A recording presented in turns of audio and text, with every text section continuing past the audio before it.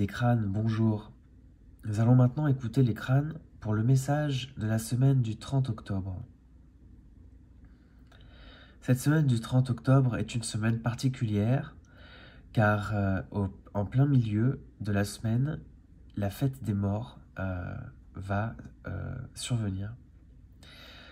C'est une fête qui est universellement célébrée. Alors c'est pas toujours le 1er novembre, mais dans toutes les cultures, dans toutes les traditions, il y a un moment de célébration, un moment de recueillement sur le thème de la mort.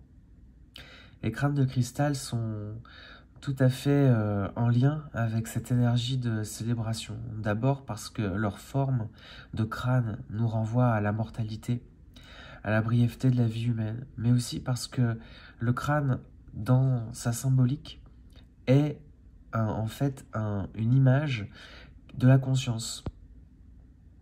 La conscience que nous avons du monde est entièrement dépendante de notre cerveau. C'est notre cerveau qui analyse tous les signaux que nous envoient nos sens, nos organes, pour projeter une image du monde. Toutes les saveurs, les parfums, les visions, absolument tout ce que nous vivons est décodé par le cerveau. Et le crâne, c'est la boîte dans laquelle le cerveau se trouve. Alors, le crâne, c'est véritablement le véhicule de la conscience.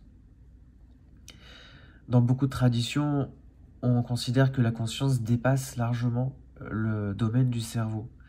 Et c'est souvent la culture scientifique, la culture cartésienne, rationaliste, qui dit que la conscience est uniquement le fait du cerveau.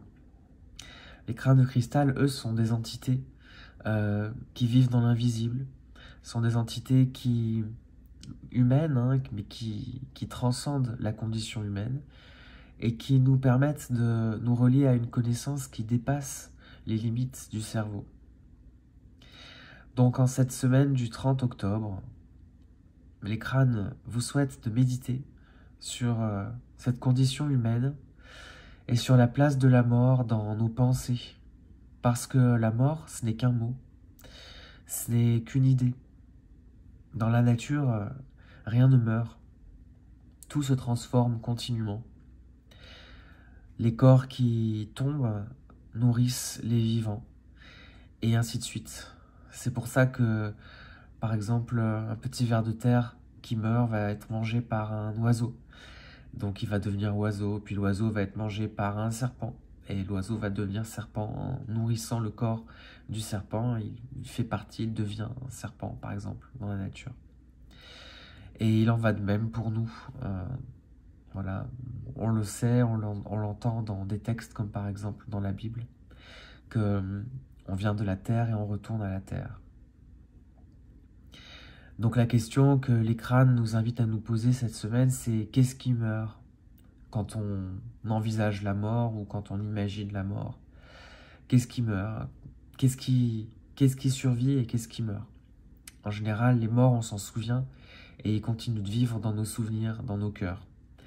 Et en même temps, leur corps, leur voix, leurs mouvements ne sont plus là pour nous aimer et pour être présents avec nous. Mais une partie d'eux survit. Et nous, souvent, ça arrive à tout le monde d'avoir envie de mourir.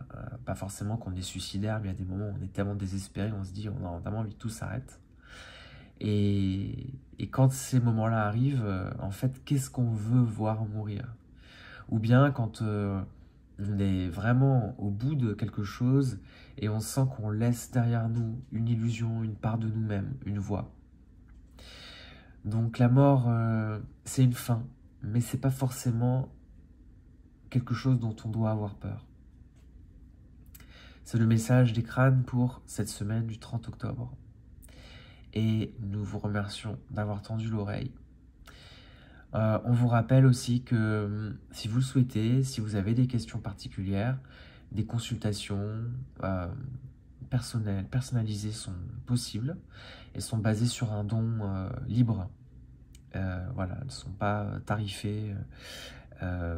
sur une grille. C'est vraiment un don libre si vous avez envie ou besoin d'avoir une consultation personnelle.